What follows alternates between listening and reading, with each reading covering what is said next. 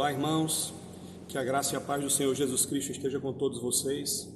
É um prazer para nós estarmos aqui com essa oportunidade de falar um pouco, mais um dia, sobre a família, sobre esse mês do lar, em que estamos nessa sequência de devocionais, e já foi falado aqui sobre o casamento, já foi falado sobre pais, sobre esposos, já foi falado sobre mães, já foi falado sobre relacionamento entre filhos, e hoje nós estamos com a responsabilidade de falar um pouco sobre a igreja, que é a família de Cristo. E é interessante este tema porque em tempos difíceis, e nós estamos passando por tempos difíceis, existem praticamente duas instituições que a humanidade sempre recorre em momentos de dificuldade. A primeira instituição é a família, é claro, e a segunda é a igreja. E isso acontece, eu acredito, por um motivo simples, porque essas duas instituições elas foram criadas pelo próprio Deus para trazer de alguma forma um alento, um consolo, um conforto, até uma exortação para a humanidade em tempos difíceis. E nós vamos hoje meditar no texto que se encontra em Atos dos Apóstolos, capítulo 4, a partir do versículo 32 até o versículo 35.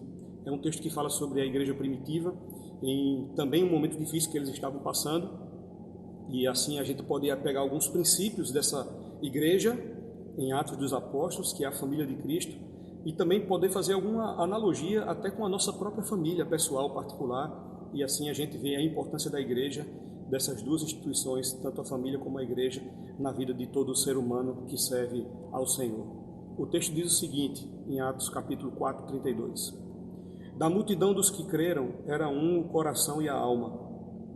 Ninguém considerava exclusivamente sua nenhuma das coisas que possuía, tudo, porém, lhes era comum.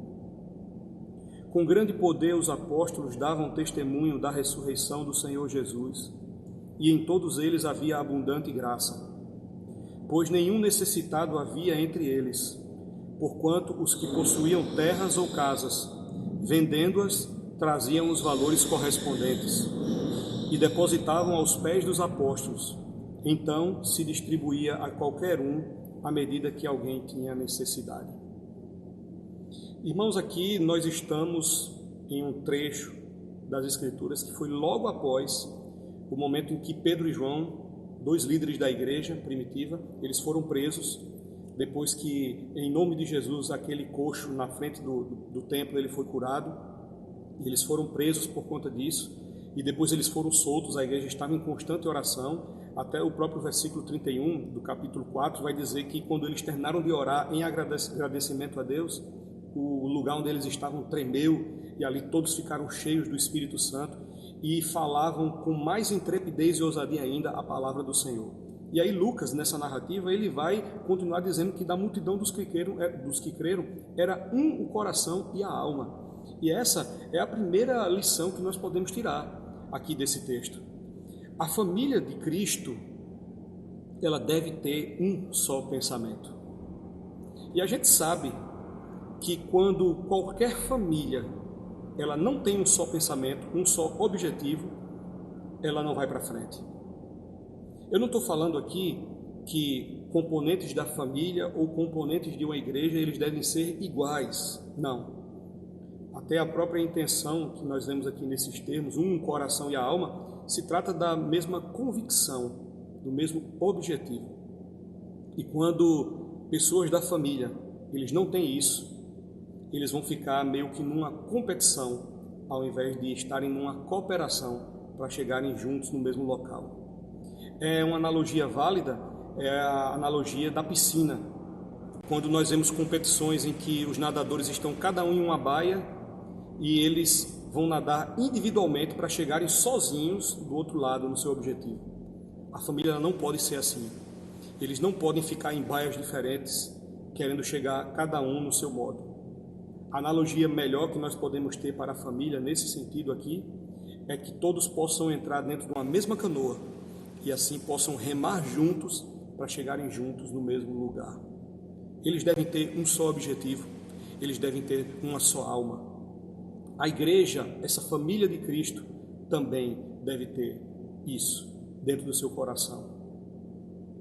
Conta-se a história de um um irmão peruano, na época da perseguição com o Sendero Luminoso, em que ele era um jornalista, era muito bem visto, traduziu a Bíblia para o idioma de uma etnia do Peru, e o Sendero Luminoso, ele pensou o seguinte: essas pessoas, se elas não se envolverem com a guerrilha, nós vamos matar essas pessoas.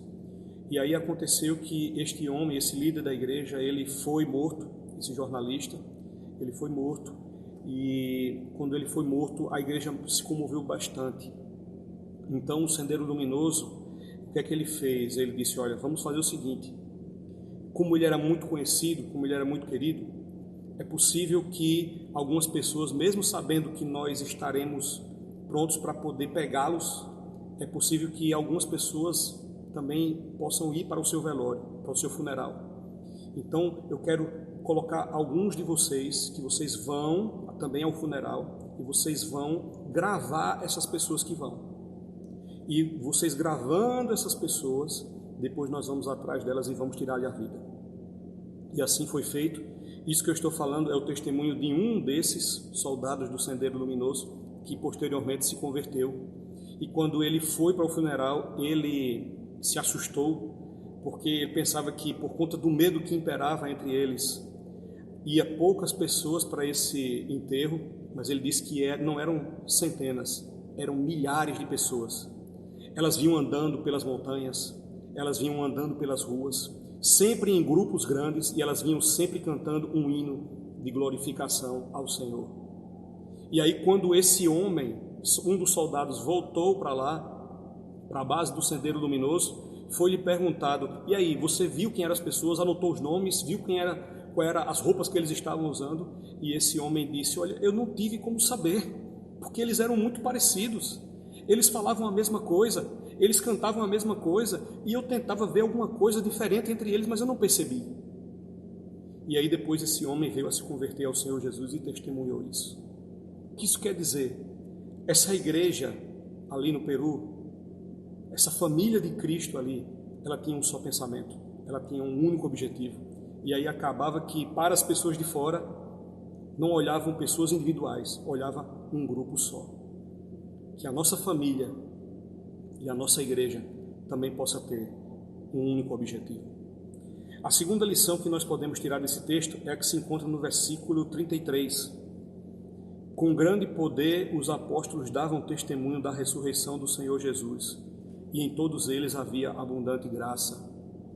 A lição que tiramos aqui, irmãos, é que a família de Cristo, ela deve testemunhar.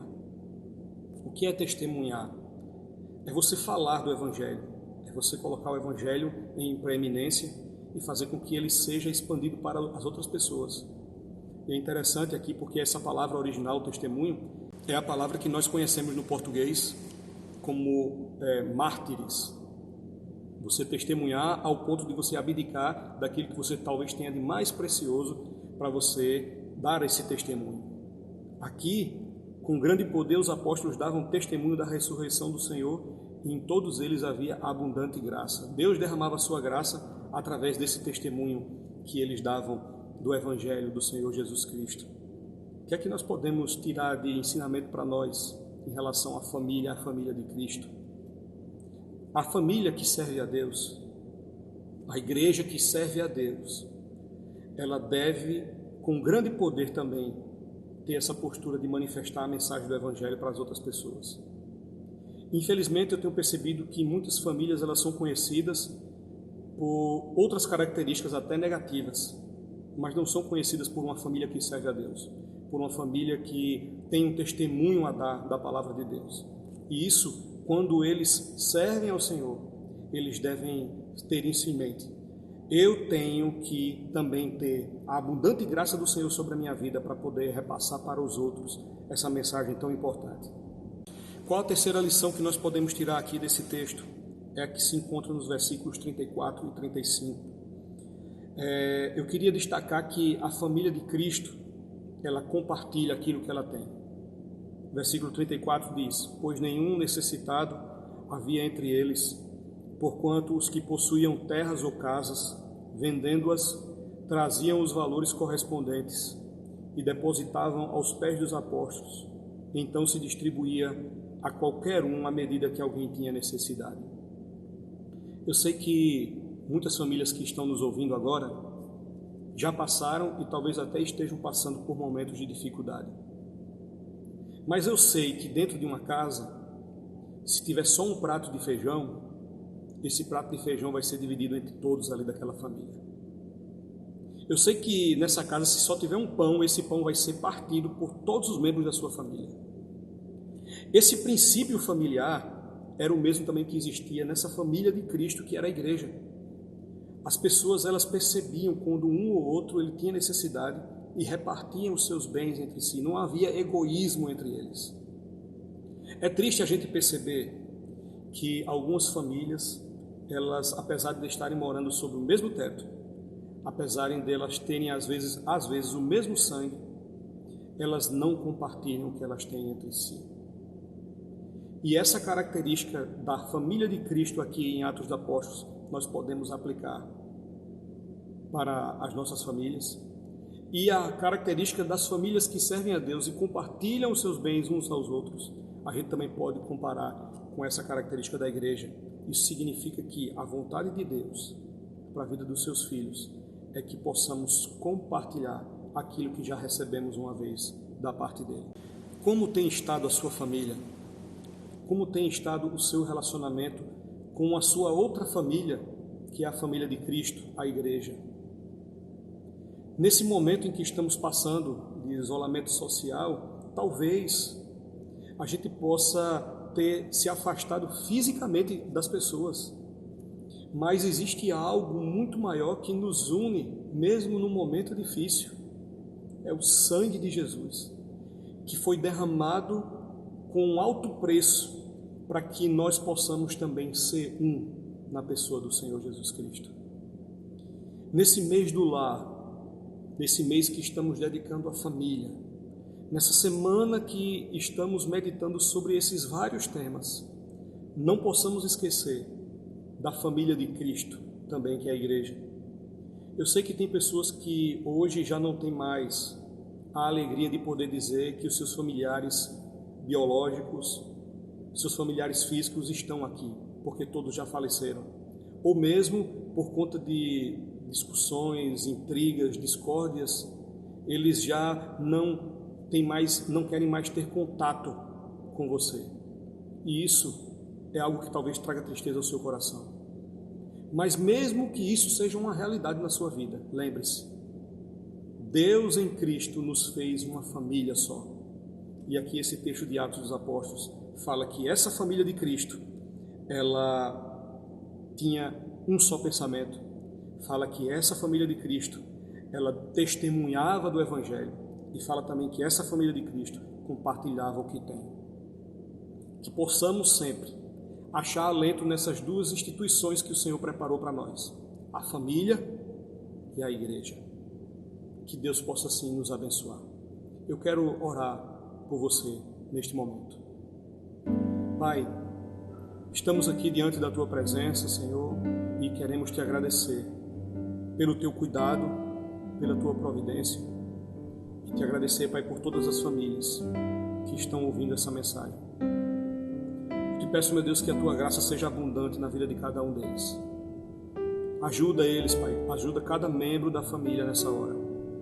Eu não sei se eles estão intrigados, se eles estão em discórdia, não sei se estão sem se falar há algum tempo, mas eu Te peço, Senhor, que os princípios dessa família de Cristo aqui na igreja primitiva possam, Pai, ser aplicados também nas nossas famílias particulares, que possamos ter um só pensamento, Senhor, que possamos ter um único objetivo, que possamos também, Senhor, através das nossas vidas testemunhar do Evangelho, da graça do Senhor Jesus Cristo, e também que possamos compartilhar entre nós tudo aquilo que o Senhor já nos deu, que nada do que temos é nosso, foi o Senhor que nos deu. Senhor, Te agradecemos pelo Teu cuidado e Te pedimos que o Senhor desafie as nossas famílias, Senhor, a cumprir a Tua vontade.